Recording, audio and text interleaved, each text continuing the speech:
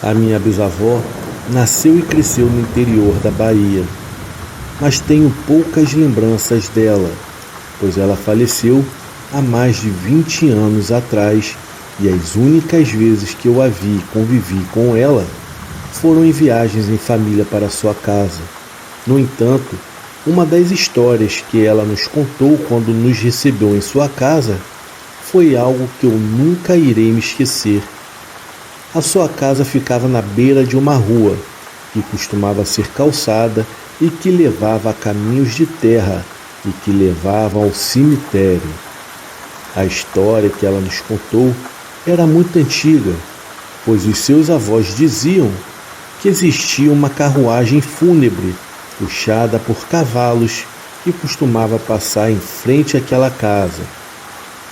Esse veículo rudimentar avançava lentamente para não sacudir muito o corpo do defunto. Às vezes, o som de suas rodas, junto com o som dos cascos dos cavalos, mais o murmúrio da procissão e dos cantos dos parentes, é que anunciavam a marcha fúnebre. E um dia, por motivos desconhecidos, a carruagem deixou de passar. Quando havia uma morte na comunidade, eram os familiares que carregavam o caixão do homem morto nos ombros. E a tradição de ouvir o carro fúnebre sair para prestar homenagens aos mortos acabou da noite para o dia, pois as procissões se tornaram tão solenes quanto silenciosas, e muitos anos se passaram antes que o som das rodas rangerem nas pedras, junto do ritmo do veículo e do trote dos cavalos, pudessem ser ouvidos novamente. E isso aconteceu quando a minha bisavó era jovem, quando ela tinha entre 10 a 12 anos de idade. Já não passava durante o dia, mas sim na hora mais escura da manhã. Quando passava por aquela rua, já não liderava nenhuma procissão de acordo com o que as pessoas que viveram naquele tempo se lembravam. Não havia motorista guiando e, às vezes, nem mesmo cavalos puxando o veículo. Aquele carro fúnebre se movia lentamente e misteriosamente ao longo daquela avenida em direção ao cemitério. Claramente a situação tinha mudado, pois os donos da carruagem haviam morrido e a funerária tinha sido fechada há décadas, e isso levou muitas questões. E uma delas era quem estava transportando o carro fúnebre, pois ninguém sabia e ninguém queria descobrir. Dizia-se que quando o carro fúnebre era ouvido passando, seja pelo relinchar dos animais ou porque alguém aparentemente acompanhava a procissão tocando um sino, não deveria haver ninguém na rua ou espiando pelas portas ou janelas. Suspeitava-se que um caixão vazio fosse o que vinha na parte de trás daquele veículo, e quem ousasse segui-lo correria um grande risco. Mesmo com apenas um olhar, a procissão da carruagem seria obrigada a se juntar até o cemitério, com a horrível possibilidade de ser forçada a entrar naquele caixão. Foi assim que várias pessoas foram ditas terem desaparecido. A minha avó nos contou que, apesar das pessoas contarem como uma lenda, haviam certas ocasiões em que se podia realmente ouvir a procissão da carruagem até altas horas da madrugada. As mesmas pessoas que contavam a história como se fosse apenas um conto infantil trancavam-se com medo em suas casas assim que ouviam a sinistra procissão ao longe, para se salvar de qualquer infortúnio. Não só tinham que evitar olhar pela janela em direção à rua, mas também se refugiar em algum lugar seguro.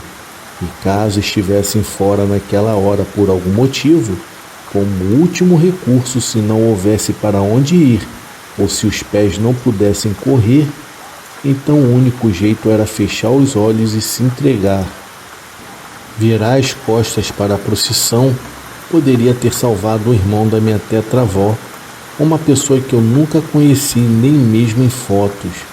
E certa noite, ele confirmou que tudo o que diziam era verdade. Ele estava voltando de uma festa e caminhava sozinho de volta para casa. Embora no caminho de volta ele estivesse acompanhado por outros, eles iam para uma aldeia mais distante e estavam cansados demais para desviar. Josué então entrou pela rua principal, onde a carruagem estaria alguns minutos depois.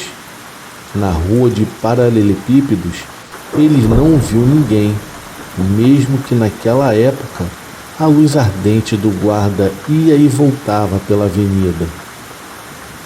O irmão da minha tetravó carregava sua própria luz. Caso contrário, ele teria que andar no escuro até a sua casa. Imagine como eram as ruas de uma aldeia quase 100 anos atrás, silenciosas, vazias e escuras. O jovem havia chegado ao meio do caminho quando ouviu um barulho por detrás dele. A carruagem estava vindo de longe, iluminada por 2 tochas.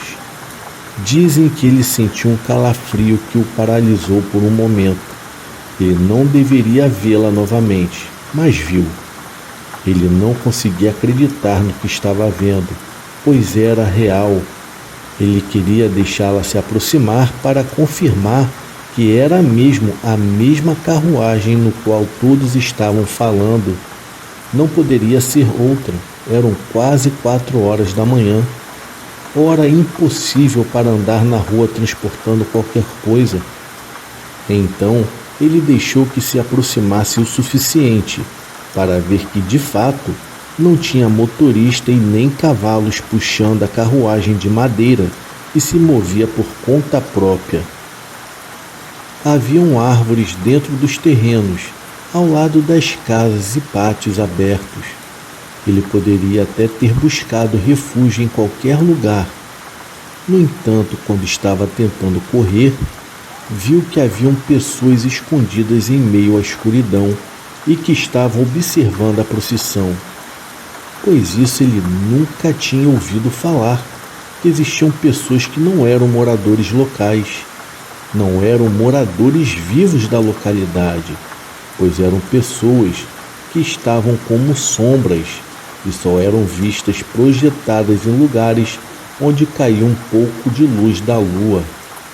Ele imaginou que haviam até mais pessoas como aquelas em todos os lugares, só que essas pessoas não poderiam ser vistas por causa da escuridão.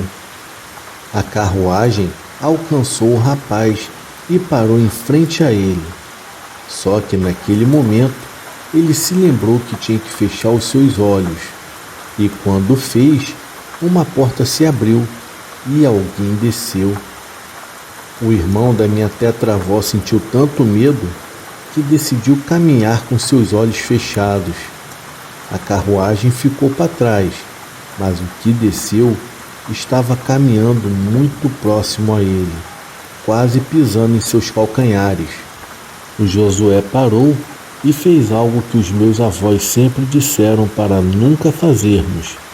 Ele falou com a pessoa que o seguia: "O que você quer? Por que você está me seguindo?" Então a pessoa respondeu: "Não, meu amigo, eu não quero que você ande tão sozinho na rua escura. Vamos, eu vou te levar." O rapaz engoliu a seco e tentou correr, mas haviam mãos que apertavam seus tornozelos com força, e o esforço quase o fez cair. Só que em seguida alguém o segurou pelos ombros, e de repente ele começou a sentir o seu corpo cedendo. Ele também se sentiu pesado, como uma enorme pedra, e 2 pessoas o levaram e o carregaram para a carruagem. O menino não conseguia se mover, não conseguia gritar, se debater ou fazer qualquer outra coisa para evitar ser colocado naquele caixão. Ele não viu as pessoas que o levaram lá, mesmo que se estivessem de olhos bem abertos. Eles fecharam a tampa e a carruagem continuou seu lento cortejo. E quando as pedras de pavimentação terminaram, uma estrada de terra apareceu. Estava claro que eles estavam indo para o cemitério. ele não conseguiu ver o que aconteceu depois, até mesmo porque ele não conseguia se mexer dentro daquele caixão, mas ele sabia que em breve o tirariam da carruagem e o carregariam para um buraco escavado, e em pouco tempo colocaram no fundo de um e encheram o buraco com a terra. O jovem morreu de sufocamento e desespero. E você pode estar se perguntando, como que eu sei o que havia acontecido com ele? É lógico, a minha bisavó tinha fama de ser sensitiva e ela teve um terrível sonho, e nesse sonho ela viu perfeitamente tudo o que havia acontecido, desde o momento em que ele havia chegado na cidade até a última pá de cal que havia caído sobre ele. Mas como Josué não havia aparecido na manhã seguinte, a família não teve escolha a não ser ouvir a minha bisavó. O que fez com que a família acreditasse no ocorrido é que várias pessoas ouviram os sons de carruagem pela madrugada, mas como era uma regra, elas não deveriam olhar para fora, e desesperados, eles correram para o cemitério e removeram a terra de um túmulo que estava lá recém-feito e destruíram a tampa com golpes fortes e acabaram encontrando um menino sem vida, com uma expressão paralisada de horror, deixando claro que ele ainda estava vivo quando o colocaram no fundo daquele caixão. Quando a minha bisavó contou a história, ela disse que havia mais de 50 anos desde o dia que o som da carruagem havia sido ouvido pelas ruas pela última vez. E provavelmente ela disse que não havia mais ninguém para lembrar da história, mas ela estava marcada em sua alma, porque ela havia perdido seu irmão naquela manhã.